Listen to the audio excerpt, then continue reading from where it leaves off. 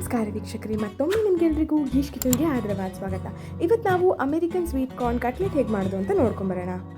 ಮೊದಲಿಗೆ sweet ಕಾರ್ನನ್ನು mixie ಜಾರ್ಗೆ ಹಾಕ್ಕೊಂಡು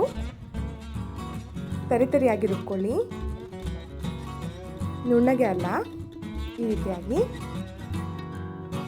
ನಂತರ ಅದಕ್ಕೆ ಹಸಿಮೆಣಸಿನಕಾಯಿ ಸಣ್ಣಗೆ ಹೆಚ್ಚಿರುವಂಥದ್ದು, ಶುಂಠಿ ಬೆಳ್ಳುಳ್ಳಿ ಪೇಸ್ಟ್, ಸ್ವಲ್ಪ ಪುದೀನ ಹಾಗೆ ಕೊತ್ತಂಬರಿ ಸೊಪ್ಪು,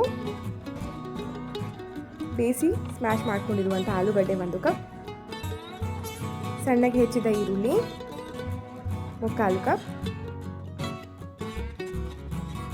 ಉಪ್ಪು ರುಚಿಗೆ ತಕ್ಕಷ್ಟು,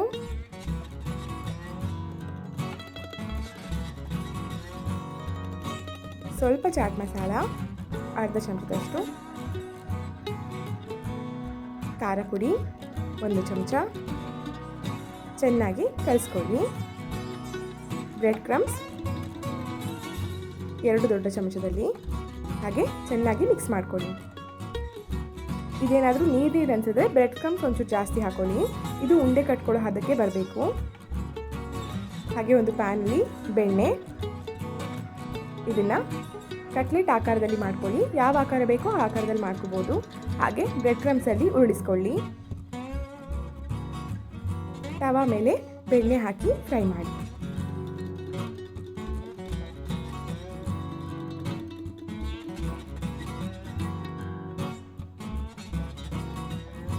ಹೀಗೆ ತಯಾರಾಗುತ್ತೆ ರುಚಿಯಾಗಿರುವಂತಹ, ಈಸಿಯಾಗಿ ಮಾಡ್ಕೊಳ್ಬಹುದಾದಂತಹ, ಹಾಗೆ ಆರೋಗ್ಯಕ್ಕೂ ತನ್ನದೇ ಆದಂಥ ಬೆನಿಫಿಟ್ ಕೊಡುವಂತಹ ಅಮೆರಿಕನ್ ಸ್ವೀಟ್ ಕಾರ್ನ್ ಕಟ್ಲೆಟ್.